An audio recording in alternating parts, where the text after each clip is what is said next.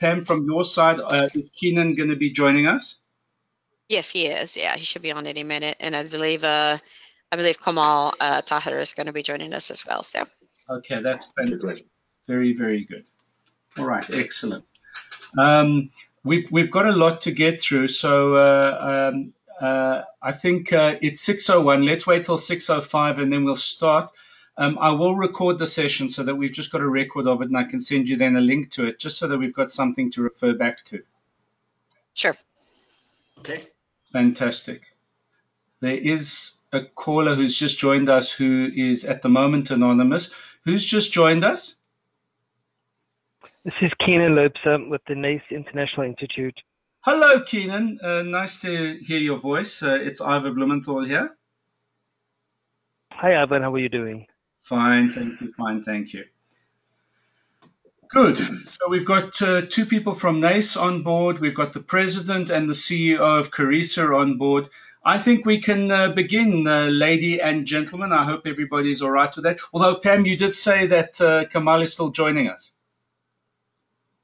I would go ahead and start. Kamal may be held up in another meeting, but I think between Keenan and I, based on what I saw from your prior email, I think it's probably good. It's, as you said, you've got a full agenda, so probably good to get started. So. All right, fantastic. So what I just want to very quickly do is just share a screen so that we can basically type as we go along and just put it up for reference purposes. But basically what we're talking about is we're talking about the legislative framework in South Africa that is regularizing the work of professional recognition. I had the privilege of serving on the commission that created the legislation around professional bodies. So I can tell you that this has been coming for the last 8-9 years here in South Africa. At this moment in time, we have roughly 120 professional bodies, which are voluntary professional bodies rather than statutory professional bodies. The difference being that while both of those organizations are professional bodies, the one is protected by an act of parliament, namely the statutory body. So, for example, the Engineering Council of South Africa, whereas the voluntary professional bodies are industry social partners, organized business, organized labor, creating professional recognition structures on a sectoral or on an industrial basis that then gets registered with the South African Qualifications Authority, and also that then registers professional designation framework with the South African Qualifications Authority. And so we are talking squarely here about a voluntary professional body cluster. But what the new National Skills Development Framework says is that irrespective of whether it's a statutory body or a voluntary body, irrespective of those two things, all qualifications upon which professional recognition is based in the country, number one, and all qualifications, even if they're not linked to professional recognition, have to be registered on the National Qualification Framework or have to be referenced through a professional designation and therefore be registered on the National Qualification Framework. So consequently, the result of that is that we now have a problem, and that is that the multitude of people who've received NACE qualifications in South Africa are on the wrong side of that regulation, in the sense that they've obtained qualifications which are not accredited in South Africa by a training provider or a series of training providers who themselves are not accredited in South Africa. And this is recognized throughout all industries as a reality. So it's not like the sword of Damocles is going to fall tomorrow or the next day. But what SACWA has said is they need to see a regulatory plan, a normalization plan in place that can be put before them, can be negotiated with them in such a way that they're comfortable. And the comfort is about saying that within South Africa, there is a footprint of that, if you want, foreign training provider or foreign qualification on offering in South Africa, which can be held accountable for the, if you want, the same things that you would ordinarily accredit a qualification for on the one hand, and accountable for ongoing lifelong learning or continuous professional development on the other hand. the big advantage, of course, is that with professional recognition is not a qualification.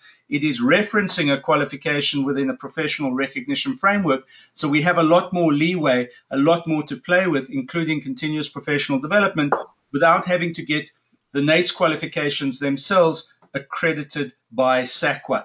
But the non-negotiable is having a South African footprint, i.e., if you want NACE in South Africa, which can be accountable for the entire ambit of the qualification, from construct all the way through to provision, all the way through to assessment, all the way through to remediation, and also continuous professional development that flows from it into the future.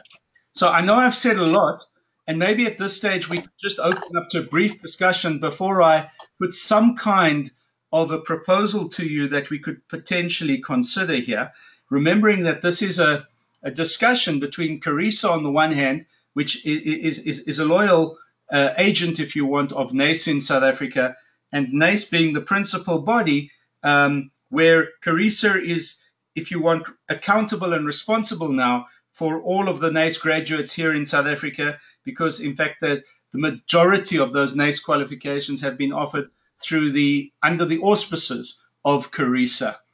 So let me open up at this stage for just a general discussion before I move forward with some kind of what I hope will be considered to be a proposal that we can work around. Ivor, this is Kamal. I just wanted to let you know that I just joined the call. Sorry for being late. Well, welcome and thank you for joining us. Absolutely.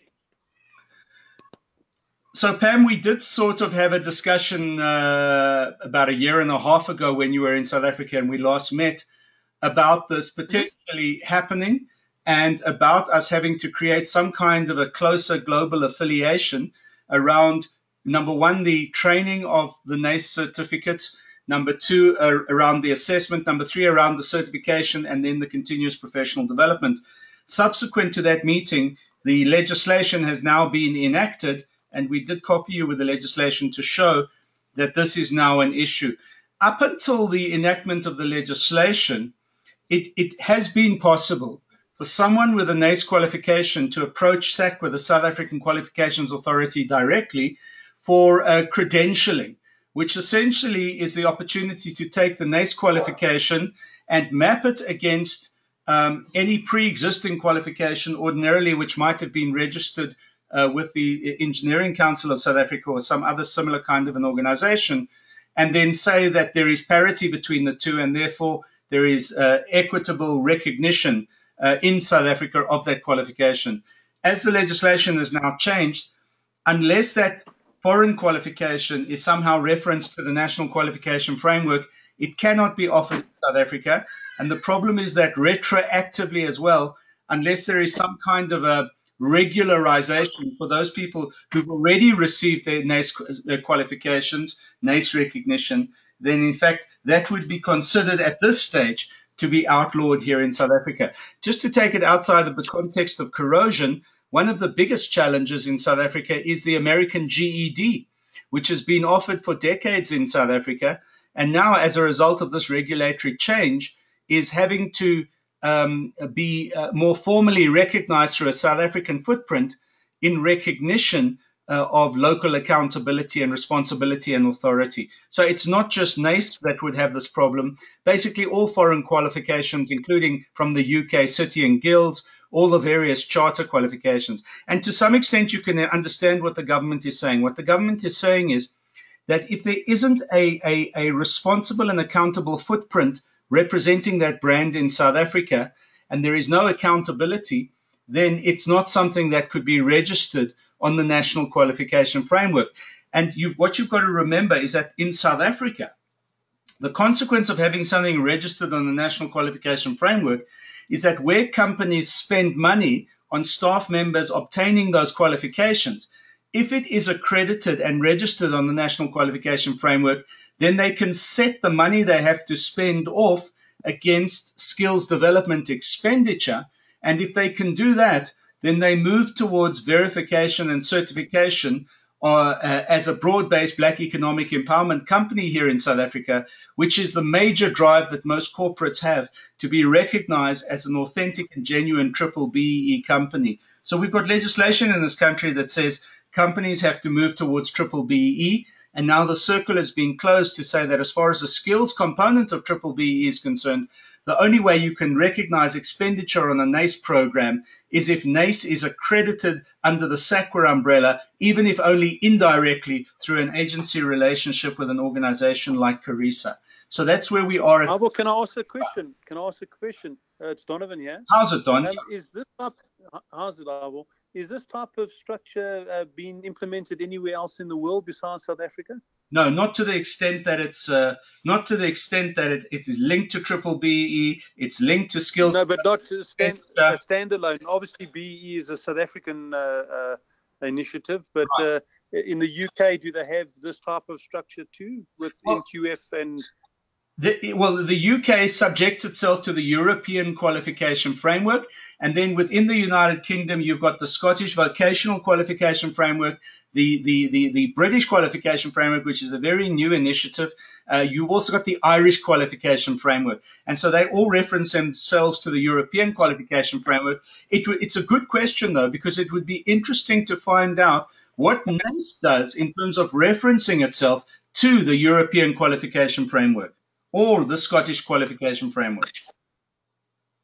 The reason why I ask is South Africa usually looks at Europe with regards to legislation and standards. So that's where I thought it might have originated from. So let me come in here and say, Don, that's a good point you mentioned, except when it comes to training and development. So the European Union, for example, has poured what is now about close to €1 billion over the last 20 years into the development of the South African qualification framework, because it is the laboratory for Europe. The majority of our framework has been created and written and populated by European consultants funded by the European Union working in South Africa.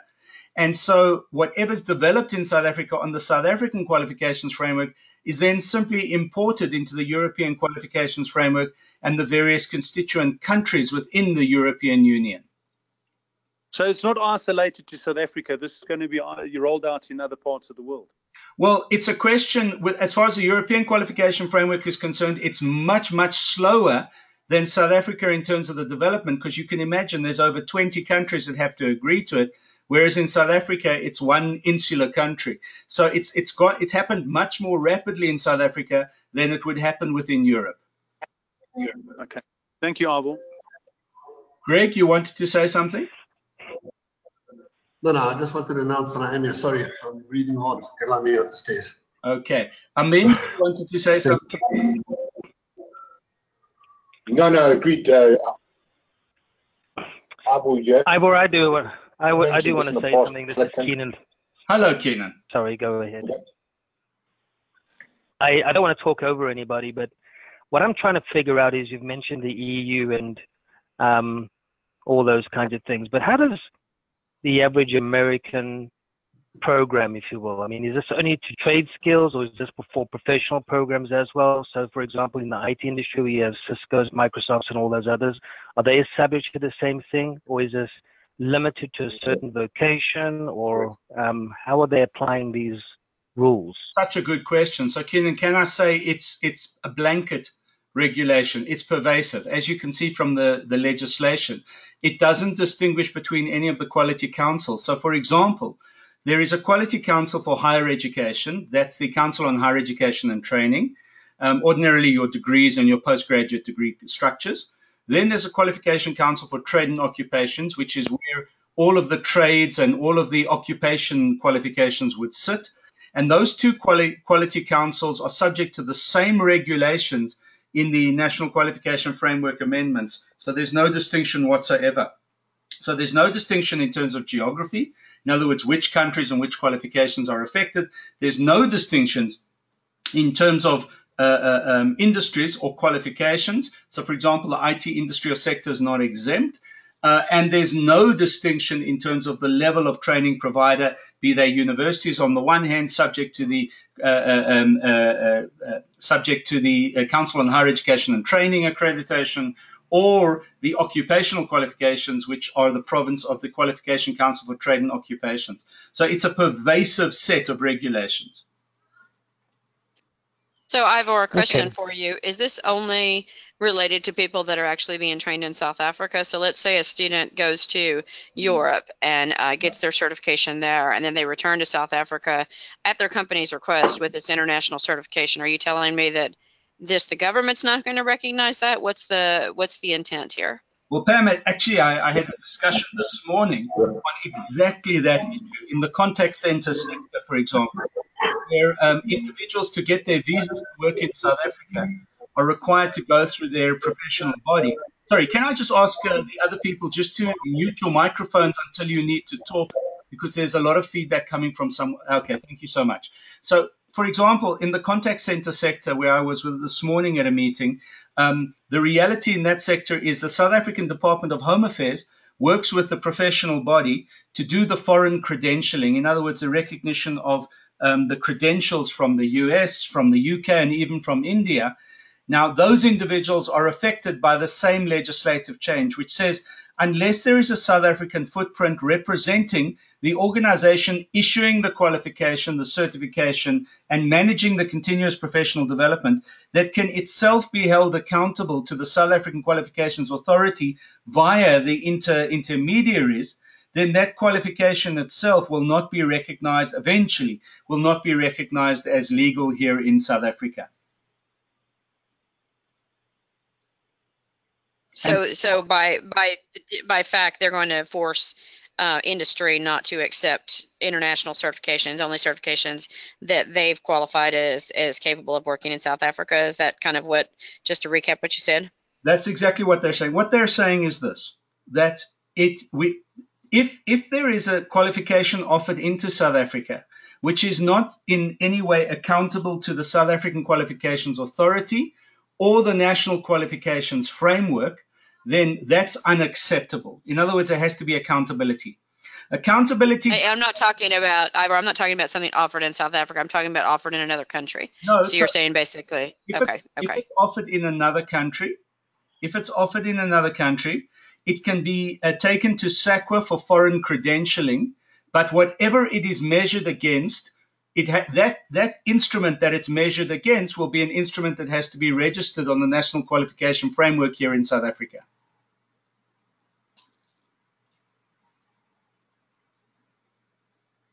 Pam, does that understood? Thank you. Understood. Yeah, understand. Thank you. So just to recap, so say I got a degree in Manchester in the UK. If it's not offered in South Africa and not recognized in South Africa, and I got my degree in the UK, then and it's not supported within the South African borders, and it's not recognized in South Africa. Is that what you're saying, Abo? If it's not recognized, if the issuing is not regularized through a professional body in South Africa that references that qualification into a professional designation, in other words, says, here's a South African professional designation that recognizes that qualification, then yes, it won't be recognized in South Africa. Okay. Well, sorry, I did that. I've got a University of Manchester degree, master's degree in corrosion, and I had to come to the Human Sciences Research Council, the forerunner of SAQA at that stage, and get equivalent recognition. They had to tell me that this is equivalent to something, but they had to measure it against something. So you're telling me that the new legislation says that cannot happen, or what? No, Greg. Sorry, Greg, why don't you mute your microphone? Okay. So, no, the new legislation, well, you've got a copy of the regulation. The regulation says that foreign credentialing can only take place if the qualification for the credentialing is registered on the National Qualification Framework. So, okay, two things. First of all, let me say this to you. We need to find a workaround for our current predicament. That's the first thing I want to say to you. So our current predicament is this, that the NACE set of qualifications which have been offered by Corrisa to date are not qualifications which are either on the National Qualifications Framework and are not qualifications that have been referenced against the professional designation offered here in South Africa. So there is work to do in that regard to regularize the NACE qualifications in South Africa where Corrisa would be accountable for those qualifications and for how those qualifications are issued and for the quality assurance on those qualifications to the South African Qualifications Authority. If the provider of those qualifications is an external international provider who is not prepared, and this is not the case with NACE, but who is not prepared to work through a South African footprint or in partnership with a South African partner like a Corrisa, so Corrisa can take the responsibility in the relationship with SAQA, then that brand won't be allowed to be offered in South Africa. And I cite two British organizations you might be familiar with. The one is Adexel, and the other one is City and Guilds, which is currently going through this nightmare with SAQA because both of those organizations insist that they can only be run from the United Kingdom. Quality assurance can only be done in the United Kingdom, and any comeback a South African might have would have to be in the United Kingdom with those organizations. And that's caused massive problems for the multiple graduates of the multiple courses offered from both of those organizations here in South Africa.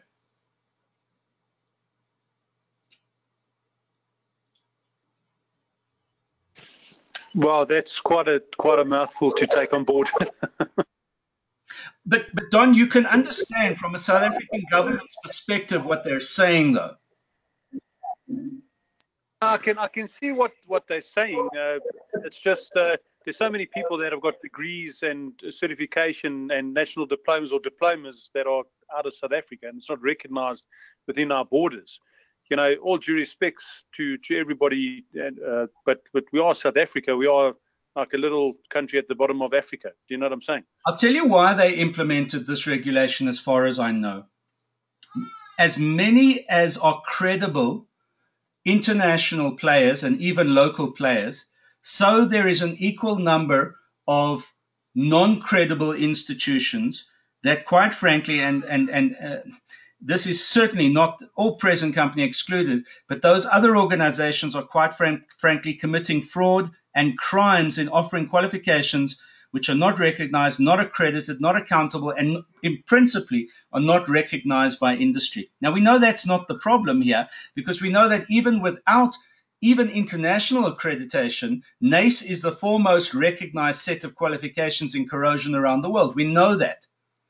But government is saying, unless there is a relationship on the one hand with industry and on the other hand with a professional body capable of formalizing that expertise, government is saying it's useless to us as a South African government because there's no direct relationship and therefore no direct accountability.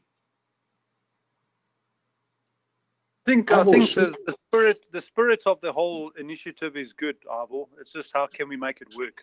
Okay, so let's talk about how we can make it work. But before I do that, Amin, you wanted to say something? Yeah, I just wanted to say, Avo, you know, I think this relationship started way back in 2000 and then really got off the road, I think, in the early 2000s. So I think our track record for almost 14, 15 years, and I think with almost no fraudulent sort of matters coming to head, surely, isn't there a way to get around this without going through this whole formal process, Avo, or do we have to follow suit because of some other players in the market? So, I mean, let's talk about what the formal process could be, all right? And so the object of the exercise is to try and delineate the minimum kind of formalization and then to take it to SAQA and say, you've asked for it, this is our proposal, will you accept it? And certainly the guys at SAQA are very approachable. As long as there's accountability, they're very approachable, they will work with us. It's certainly not a prohibitive kind of a relationship. They're not authoritarian. They're not dictatorial. They are very, very much enabling, even to the extent that the example I used of City and Guilds, this thing with City and Guilds has been going on for 20 years. SAQA could have kicked them out of South Africa many, many years ago, but they haven't. They've kept them here. They've kept trying new things. They've kept looking for ways around, workaround solutions. And it's exactly the same in this instance, that despite what's in the regulations, the reality is SAQA wants success stories. They don't want stories of failure. So this discussion is predicated on the principle that as long as we can work around and build a model which is principally ticking off the boxes that SAQA want to see ticked off, we won't have a problem in getting them, number one, to recognize, appreciate, and accept our proposal, and number two, to accept whatever time frame it is we want to put before them. However, the one non-negotiable, well, there are a couple of non-negotiables I would imagine in the SACWA model. Number one, the South African authority has to have some kind of province over the South African graduate. In other words, that the South African authority, and in this instance, I would imagine in this relationship, we would hope it would be Corrisa, but Corrisa would essentially be responsible for working the NACE certificates, the NACE graduates in South Africa who are in South Africa, not the guys internationally, because until they come back to South Africa, we don't have an issue with them. But the guys who are in South Africa, that the South African body, which would be Corrisa in this instance, would be responsible for working those NACE graduates, number one, towards professional recognition, so that we don't have to have the NACE qualifications accredited in South Africa, because we can just reference those qualifications into the professional designations. And as you know, we've already created a framework for doing that. Corisa's been hard at work in doing that, number one. And number two, the South African authority, which is Corrisa, would need to be formally recognized as the if you want, the point of contact for South African graduates in the NACE relationship, to the extent that the South African graduate would be expecting to be contacted by Corrisa either in the lead up to getting their certification or in working them for continuous professional development thereafter. And we can have as high a percentage of foreign requirements for CPD as we want. In fact, there are some industries, such as the IT industry, that wants to go for 100% of foreign CPD rather than South African-based CPD. But the average is a ratio, ideal average is a ratio of 60 to 40. In other words, 60% foreign, 40% local of CPD over a 3-year period, which reinforces the professional designation obtained. And that's the kind of model that SACWA wants to be offered, so that SACWA can say, we buy into it, we accept it, let's go for it, and let's get it piloted out there. And like I say, SACWA are looking for success stories. They're not looking to shut organizations down. And that's certainly been my experience. And I'm not an agent for SACWA, but interacting with SACWA over the last 25 years, I can tell you that's certainly been my experience.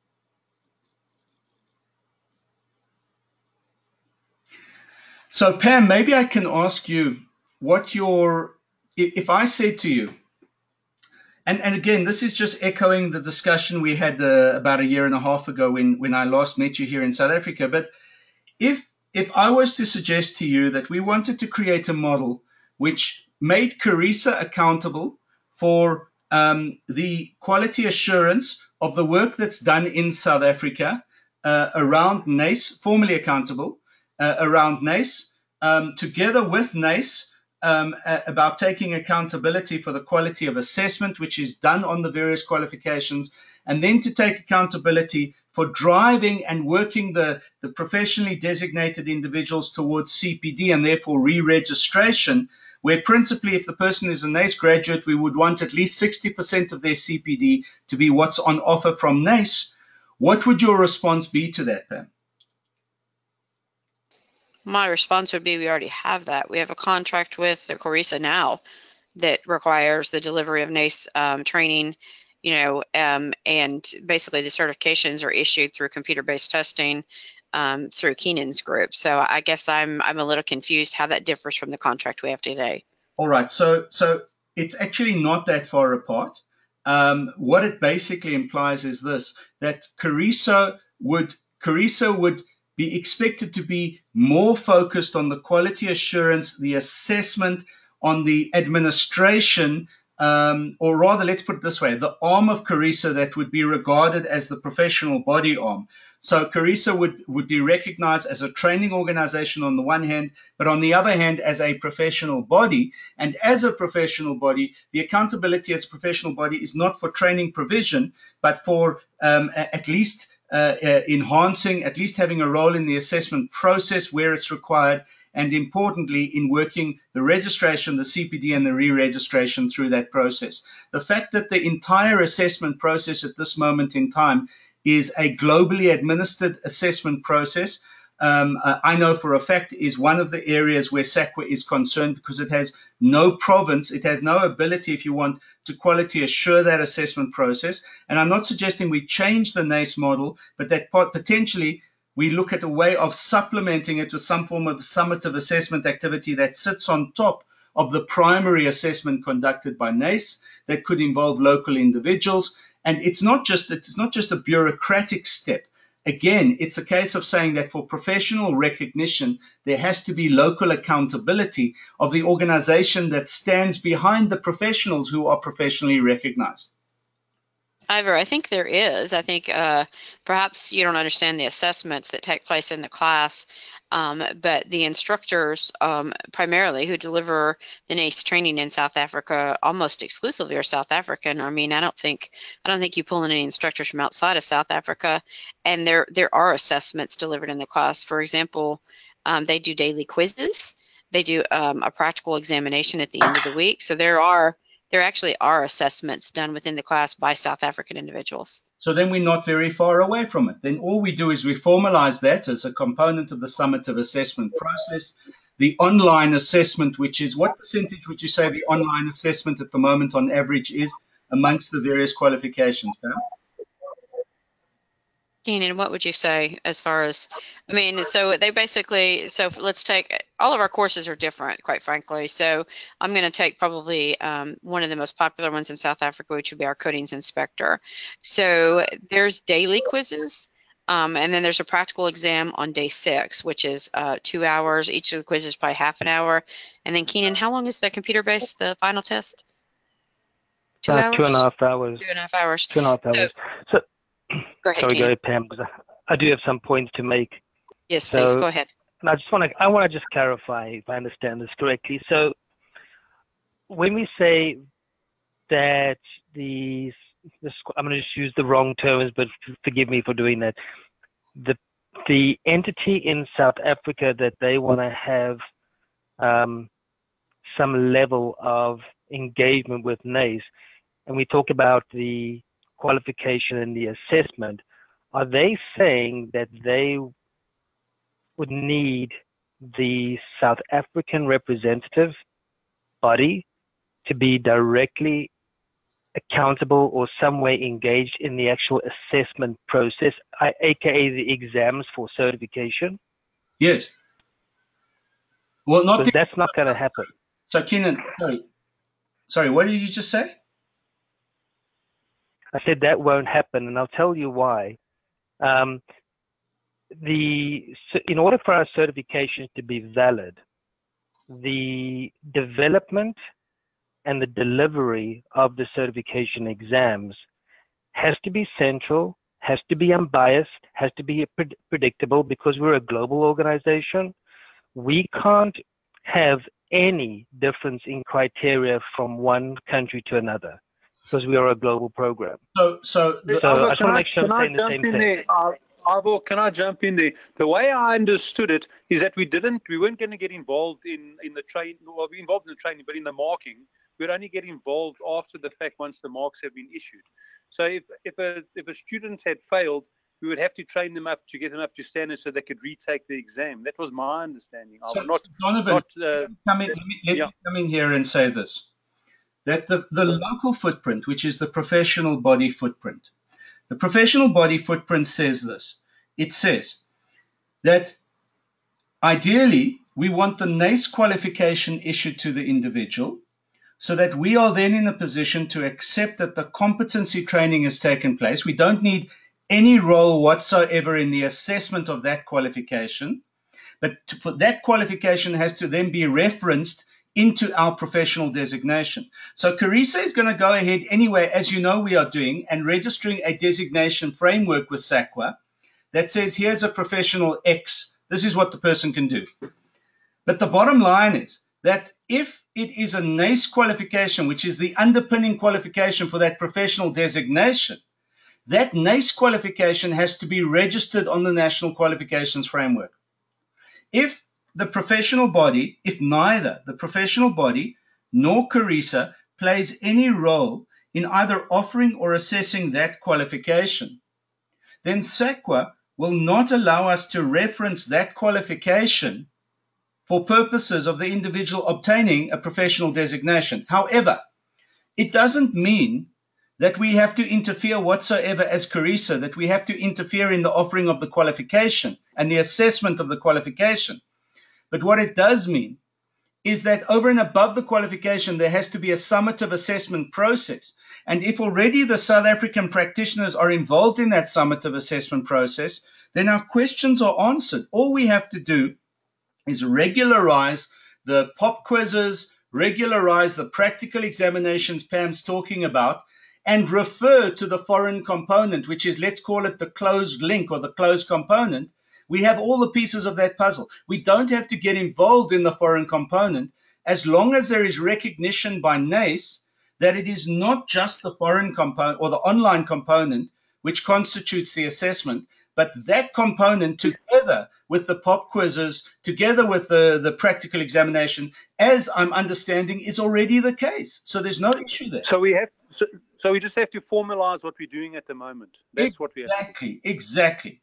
However, I do need to say this, Keenan.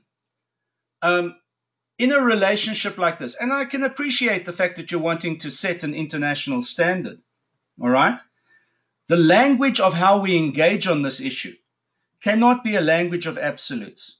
And what I'm trying to say is we're a company of friends at the moment, but imagine there was a SACWA person involved and a foreign authority was offering a qualification into South Africa and saying we have no windows and we have no doors to our organization. So all I'm trying to, I suppose, issue a word of caution against is the notion that something is non-negotiable. Our negotiation comes in to the summative assessment process rather than and that's why I asked what percentage does that online assessment constitute? I would imagine it constitutes, let's say, 70%. So what we're saying to SAC is that 70%. You've also got a logbook. I've also got a logbook. You've got the assessment that happens every single day, and then you also got the practical. You also got the practical that is done. I've seen all of those instruments. So the point I'm trying to make to you, Donovan, is let's assume it's 60%. Let's assume that the area that NACE wants total control over is 60% of the 100% of the assessment process. That's fine. That is really not an issue because we're able to say to SACWA that the local footprint takes responsibility for integrating the 40% of that local assessment process into the 60%, which is, let's call it the global parity assessment. And therefore, on a summative assessment basis, those two things working together properly certify the individual. Then there's no issue. So Ivor, just going back to this, so as you know, NACE has many programs. I use the CIP as one example, but we have multiple certification programs, and some of those have no training requirement with them. So are you saying, what would we have to do to get those recognized by SACWA? So if there's no training component and it's just basically a computer-based test where the students sit for that qualification, those are being delivered by Pearson in South Africa, I would assume. So are you saying that they wouldn't be recognized even though they're, if NACE receives certification for SACWA, would it be all of our programs or would it only be those programs that Corrisa is offering? So let me say this to you, Pam, and thank you for that. In response to you, I will say this, that in a purist way in answering your question, a fully delivered international online program and assessment process, even if it was through Pearson, would not go through the SACWA process because it is not capable of being recognized, being held accountable, etc., etc. So an individual who wants to do the program would continue to do the program, but it would not be recognized through the SACWA process in South Africa. And therefore, a company would not be able to count the money it spends on its employee attaining that qualification as skills development spend. And the target, by the way, is 6% of payroll. So you can imagine companies are clamoring to have the expenditures recognized and formalized for skills development expenditure. Don, you're one of those guys. There's a fortune to be made for Corrisa and NACE if we can come to some sort of an agreement. That's without a doubt. There's money to be made. So Pam, Pam, just answering your question. Let me give you another example. I think I might not have answered your question. So my answer to you is yes, unless we can develop unless we can develop some kind of a referencing of that online qualification into a professional designation, because we can jointly, or it might not even need NACE agreement in that instance, but because we can develop a summative assessment process which is predicated on the content of that program, but is delivered locally as an assessment process, then we can regularize that online program. If we can't do that, then in fact that program won't be recognized by SACWA. So here's a real life example. So it takes, is anybody in the call CP certified? Is everybody CIP? There's two Yes, CP qualified people. Okay, No, so that's take me. CP level 3, CP level 3, CP level 4. You don't Correct. have to take the training. So in those particular examples, a candidate in the future would basically pass 2 exams. One of them is a scenario-based exam, one will be an multiple choice theoretical exam, both delivered online. Training is optional. We're saying now that in the future, CP3, CP4 would not be able to be recognized within the bodies within South Africa. That's what I think I'm hearing. So can I answer that and say this, that in that instance, the role that NACE is playing is actually as a professional body rather than a training provider. Am I right in assuming that's what you're saying? We are in that particular case, yes, we are issuing credentials based on competencies displayed. So to be a professional body, you have to be a South African organization to be registered with SACWA. So if it's not a qualification, but it's a professional certification, as you refer to it, we call it a designation in South Africa, then you have to squarely be a professional body, which is either on the way to being recognized and registered with SACWA or is already recognized and registered with SACWA.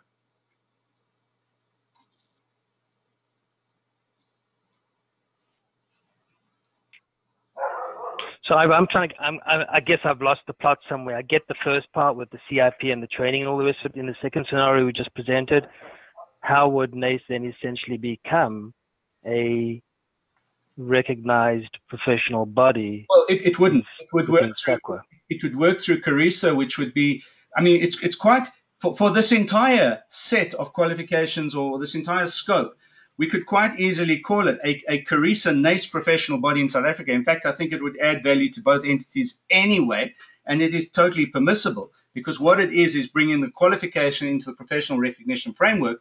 But what we would need to do is on the back of what, so we would say, for example, there's a 2-step process to obtaining the professional recognition that you're talking about, CP. The first stage is going through the NACE process and being certified. And then the second stage is coming through the professional designation process, which would be a summative assessment, simply verifying the competency framework that you've established online about the individual. Can you help me understand that second step? What do you mean going? Yeah. What does that entail? I'm trying to relate. So because we now the challenge we have is that because we'll reference similar things with different names, I'm trying to get down to what I call the same interpretation of the same word. So what does the second step really mean? If you give me a practical version of. So for a professional designation, if there is a certification already available that can be mapped to a professional designation, a practical example, a chartered accountant professional designation. If there is a chartered accounting body, SICA, and SICA does the certification of that chartered accountant after they've obtained their qualification, that certification will then become, if you want, the audit trail that the professional body would rely on and not need to replicate, and then simply integrate a summative assessment, which is a final board examination or some other kind of a summative assessment process to verify at a local level what has been obtained at an international level through the NACE process. That would then lead to the professional body being able to award professional recognition, i.e. a designation here in South Africa, and then to hold the individual accountable for participating in continuous professional development, 60% of which at least should be offered through the NACE process.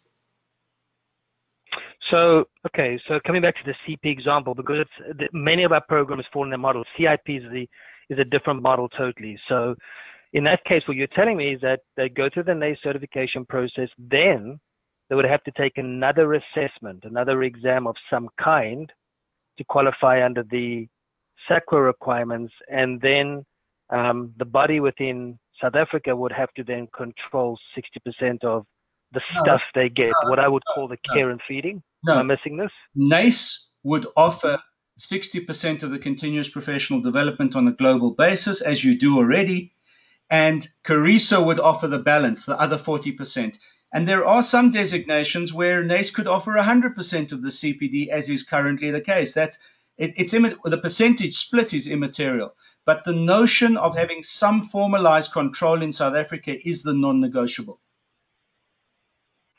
And the third assessment, was I accurate with that statement?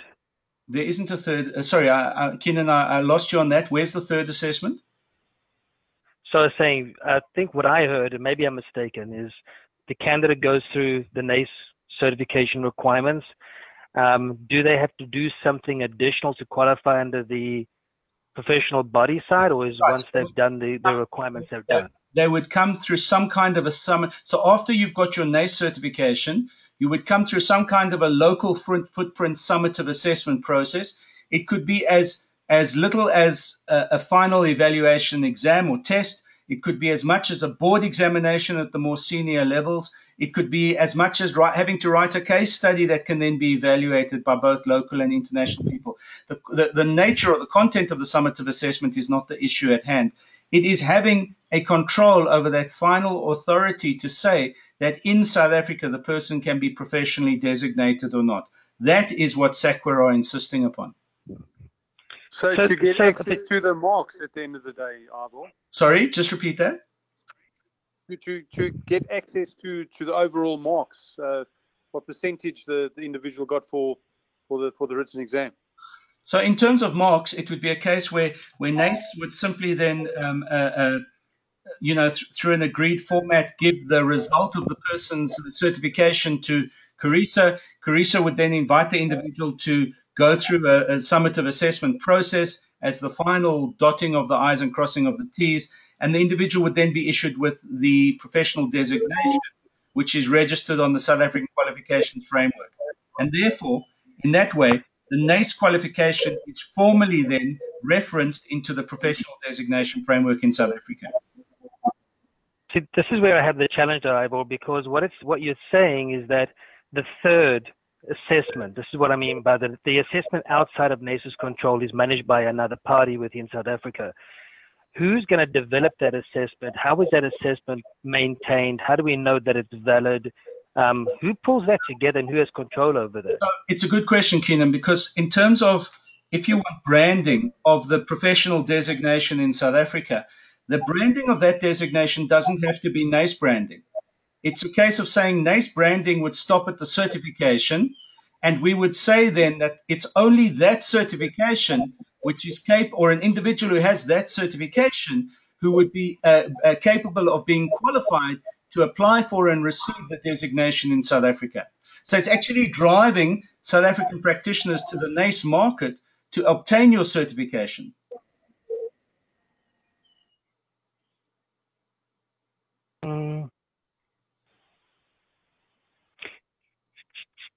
You realize that South Africa is the only country in the world who's actually doing this, right? I don't know. Yep. We have, out of all of the countries and the places where we have our programs implemented, we are under no such requirements to implement any additional checks and balances after the initial credential is awarded. To be what? Now. No, hold on. Let me just ask the question, Keenan. To be what? To be able to operate in that country, to be recognized formally on the qualification framework in that country, to be recognized as a professional designation in that country, to be what? So typically they'll be written into some kind of specification and or requirement if and to operate within the industries within those environments. We have never received a request for anybody to say, right, we'll use the NACE program, but on top of that, we're going to apply these additional checks and balances. If it's just formal recognition, it's fill out a bit of paperwork, make sure your organization is a valued organization and you're not some fly-by-night mom and pop shop. I get it. But it almost sounds like they're trying to implement an additional layer of checks and balances, which includes an assessment of the skills one more time. I think Pam can confirm. I don't think we've got that anywhere else with any of our programs globally. Keenan, can I just come in here and say this? Well, let me say two things. We are going to get, because of this legislation, we are going to get to a stage where companies are not going to be legally permitted to specify non-SACWA accredited or SACWA reference qualifications. That's the first place. That's the first thing I want to say. Second thing I want to say is this. Imagine you're a South African equivalent of NACE. And obviously there isn't. But imagine you're a South African equivalent of NACE. And you've spent the last 10 or 20 or 30 years establishing your brand in South Africa and going through the bureaucracy of accountability. And it is bureaucratic in South Africa. All right. And then suddenly an organization like NACE would come along, offering international qualifications in South Africa, which allow people to completely bypass the local footprint. And more importantly, as a training provider, not be accountable to any local organization for the normal accreditation accountability requirements. That would be an unfair situation, wouldn't it? No, well, I think that if the market was strong enough and they could show value, then I think they would be able to stand on their own legs. But the fact, here's my problem with the whole situation, Ivor. It's not that I'm not supportive. So I'm using this as an open conversation point. Everything you said is good, and I understand why, and I know it's outside of your control. You didn't write the legislation, etc. Where my challenge is putting any additional checks, if you will, on the candidate holding the credential. We've validated their skills, but what I'm hearing is that there's an additional assessment that has to be, if you will, developed, managed outside of NACE, and we have zero control over that, yet we're awarding the same credential to that. So it's kind of like, well, if you don't do that, well, you won't have a place in the South African marketplace.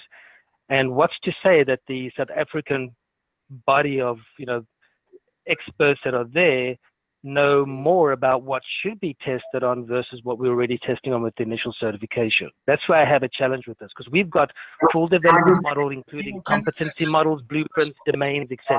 Just in response to your point, can I just say this, Keenan? Greg, I see you want to talk. Just let me finish this point, please. In response to your point, it is precisely the expertise and the skill base you have that we want to recognize and reference so it doesn't have to be replicated in South Africa.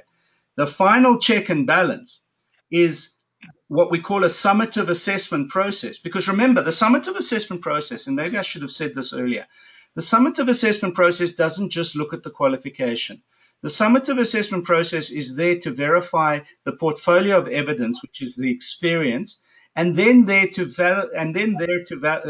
verify the integrity of the individual, the reference checking of the individual, so that from a behavioral point of view, they are capable of being called a professional.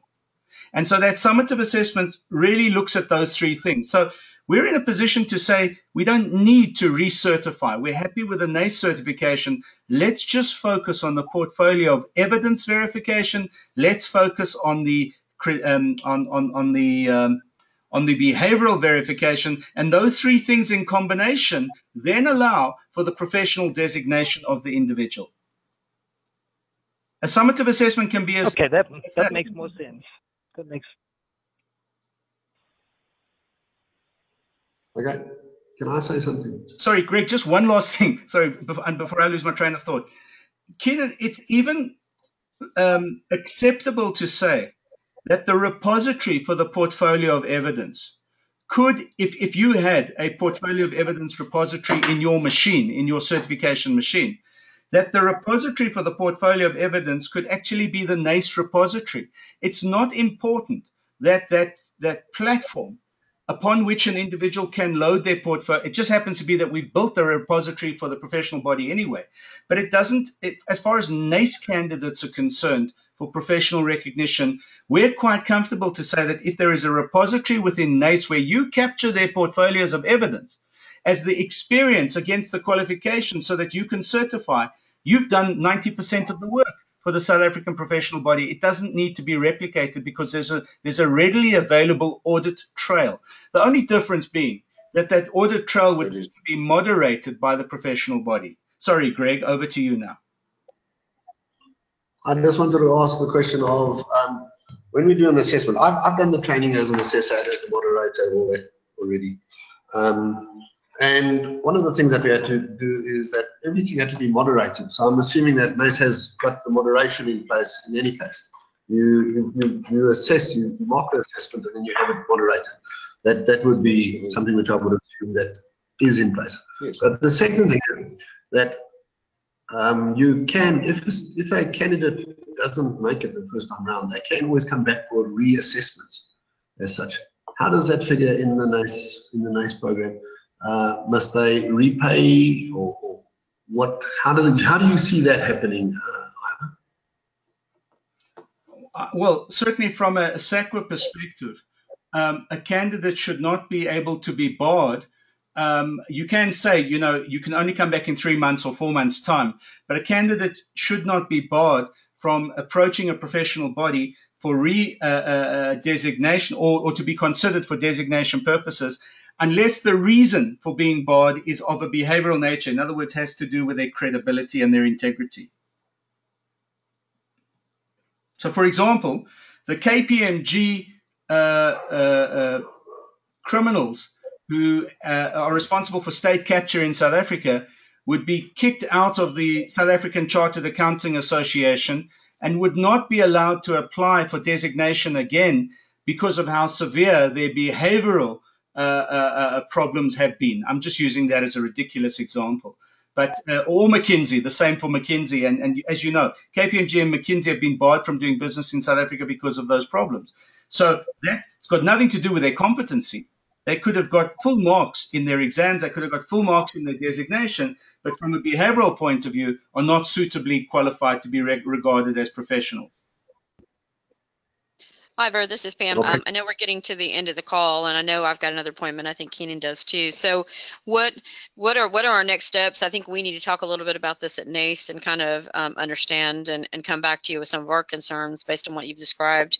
But what are our next steps as far as getting together again on this? Thank you for that. I know that if we just keep talking and keep working at it, we can actually come to a very comfortable and a very healthy, mutually acceptable solution. I don't think we're far apart at all. I also know that from a NACE perspective, you need to guarantee the integrity of your system so that there's no breaching of your firewalls by external scrutiny, if I can put it that way. And we can design a system that protects the integrity of your assessments and protects the integrity of your curriculum design in such a way that we simply place it before SACWA and say, this is the Rolls Royce of corrosion training around the world. We want you to accept it. And from a South African footprint perspective, this is what we're suggesting from a summative assessment point of view and from a managing of CPD of the NACE graduates in the South African environment. And that'll be enough for SACWA. SACWA will be over the moon about having a partnership in a very difficult sector and industry that will take away one of their primary headaches. So I don't think there are any impenetrable things from a South African point of view. And importantly, I know we can put your minds at ease from an American perspective or a global perspective that what we're suggesting, what's being suggested, in no way is a threat to the integrity and to the structural integrity of what you've created, either from a programming point of view or from an assessment or certification point of view. The big prerequisite is simply sharing of information, sharing of who the graduates are, sharing of what CPD is available, sharing of what CPD you want those graduates to have to go through, the certified individuals to have to go through, so we can help drive them towards CPD. And if we do this thing properly, I know, number one, we can push up the volume of people who seek certification from NACE, the volume of people who then participate in your CPD, because we make it a nationally required thing to do if you want to be recognized as a professional practitioner in corrosion.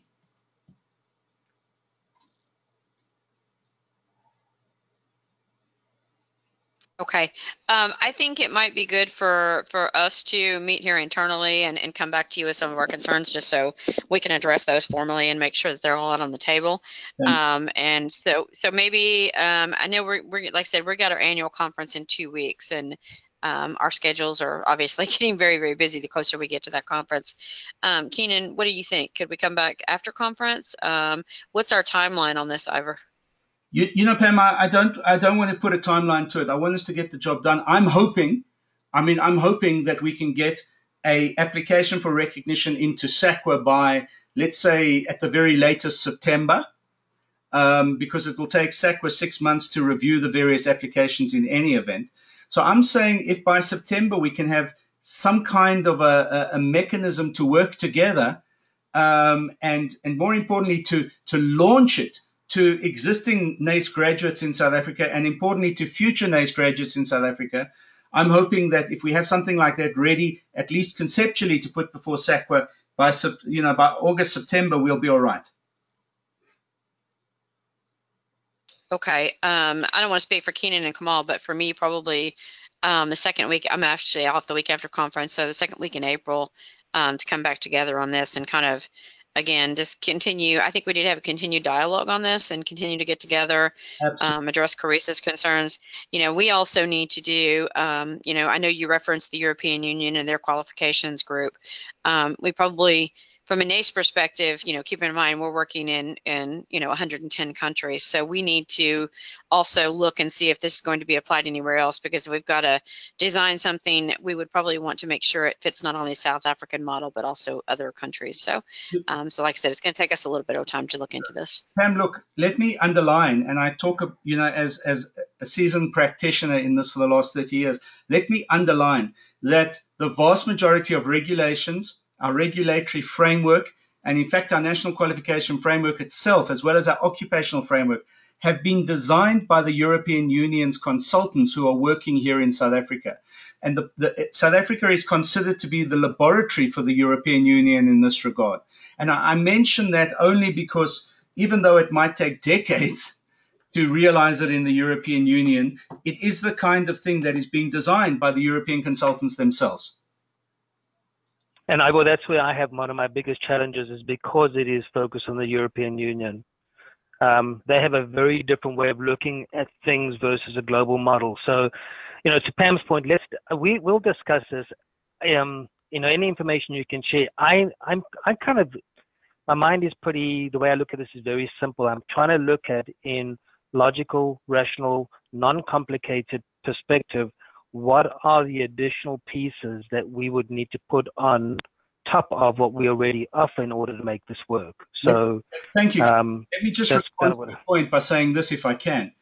I don't believe you need to do any more PT. I don't believe that NACE has to do anything other than potentially or possibly just deepen the collaborative relationship with Corrisa, in terms of Corrisa having access to what you're already doing. I don't believe there's a need for NACE to do any more investment or for NACE to do any further work on development in this regard. All of the development work that needs to take place would need to take place from a professional body perspective rather than from NACE as a certification partner perspective. Having said that, down the line, there might be areas where it is mutually beneficial to do additional development work. But to get this thing going, I don't think there's anything more that's required from NACE except for a deeper formalized relationship. And Ivor, I think we understand that, but keep in mind too, there's some, you know, we have members in South Africa as well as around the world. So any kind of examination or additional assessment that would be given to someone carrying a NACE card, we would have to be involved in. I don't think, Keenan, I don't want to speak for you, but I don't think there'd be any way we would not be involved in that, right? I mean, if they're carrying a NACE certification card. Yep. That's where I'm kind of most hung up on. So if we can breach that divide, then I think if we feel comfortable with that outcome, that's kind of the biggest showstopper from a credential standpoint, because what it does create, I have to make sure that the program is equal globally. Of course. Yeah. So, and you may say it's minor. We just have to really understand what we're signing up for if we're going to be doing that. No, Keenan, in no way am I undermining how important that is. I fully understand your business model. and I understand the integrity of your system and why it's necessary to retain that integrity. The structural integrity is critically important. For us to reference your certification into a designation, what you offer has to be structurally absolutely inscrutable. So the point I'm trying to make to you is absolutely you have to you have to carry on with that focus on the quality of what you do. What comes in South Africa comes on top of what you do rather than instead of what you do. That's what I'm trying to emphasize. Okay. And that's that's well, fair. Thank you, Avo. Yeah. Go ahead, Keenan. Sorry. No, I was going to say thank you. Yeah, and if you can, any information you've got at your disposal, you can share with Pam and I. That'll just help kind of put this, put all the bits and pieces in the right place, create the right context. We'd appreciate. Absolutely. Yeah, absolutely. And so let's Ivor, if we can, let's try to schedule a call around the same time. I think would probably work for most of us, like the second week in April. And in the meantime, we'll come together as a group and kind of discuss our concerns so we can formalize those for you, now that we understand a little bit better. All right, excellent. Thank you. Thanks so much. And guys, thank you all for attending. All right. Thank you, everyone. Thanks for your time. Cheerio. Bye-bye. Thank you. All righty. Bye-bye. Bye. Good, mate. Good show.